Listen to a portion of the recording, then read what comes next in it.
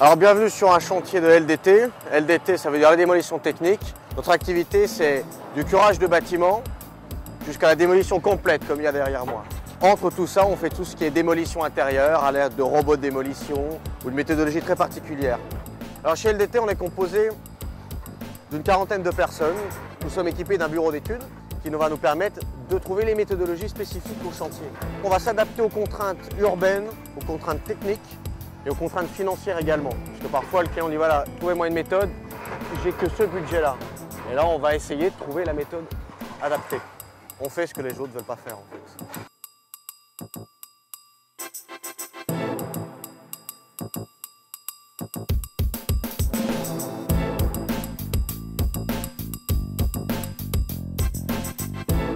Alors ici vous êtes sur le chantier à Saint-Ouen, dans la Seine-Saint-Denis.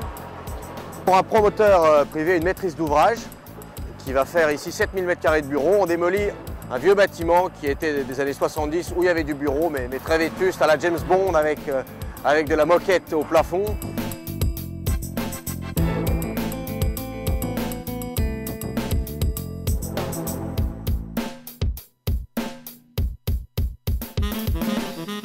Et puis à côté, on fait l'ensemble du curage d'un bâtiment qui va être réhabilité, qui fait 4000 m². Donc on dépose toutes les façades, tout ce qu'il y a à l'intérieur. Il ne reste plus que la structure béton. Et ensuite, ils vont venir faire un nouvel habillage plus moderne.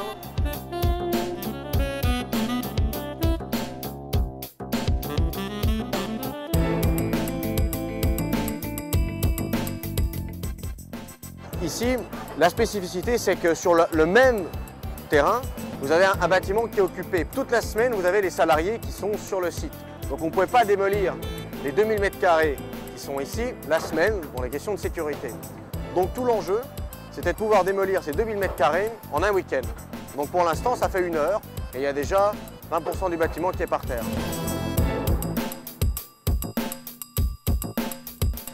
Donc pour ce chantier, on met en place une machine qui a un bras de 23 mètres, qui va démolir toute la partie supérieure.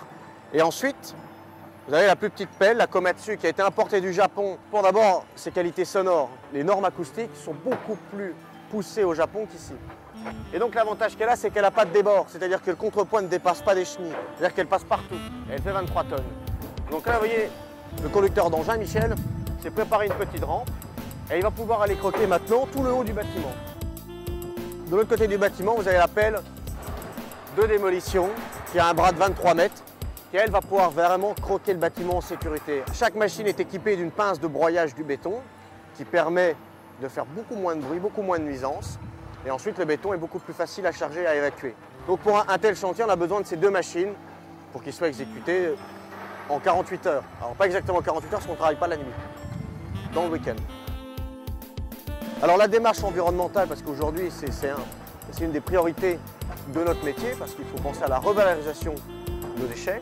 Donc tous les bétons vont être envoyés en centre de concassage pour être réutilisés, broyés et réutilisés en remblai routier. Toutes les ferrailles, etc. sont évacuées en centre de retraitement, vont être refondues et retraitées.